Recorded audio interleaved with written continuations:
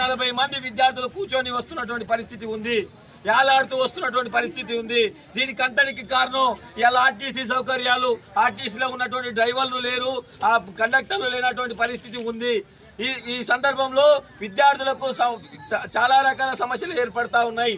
దీంతో పాటుగా సమయ పాలన పాటించకుండా డ్రైవరు కండక్టర్ వ్యవహరిస్తూ ఉన్నటువంటి పరిస్థితి ఉంది.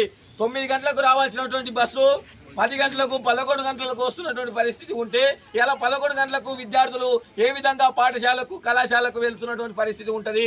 ఇలా 11 గంటలకు వెళ్తే విద్యార్థులకు చదవాల్సినటువంటి క్లాసులు ఆల్రెడీ మెయిన్ సిలబస్ అంతా పోతుంది కాబట్టి విద్యార్థులు నష్టపోతూ ఉన్నారు. ఈ విధమైనటువంటి సమస్యలు పరిష్కరించాలి. విద్యార్థులకు ఉన్నటువంటి సమస్యలు వెంటనే ఆర్టీసీ సౌకర్యం సమయపాలన పాటించాలి. దాంతో పాటుగా విద్యార్థుల కోసం ప్రత్యేక బస్సును కేటాయించాలని చెప్పి డిమాండ్ చేస్తా ఉన్నాం. లేని పక్షంలో పెద్ద ఎత్తున ధర్నాలకు రాస్తారు.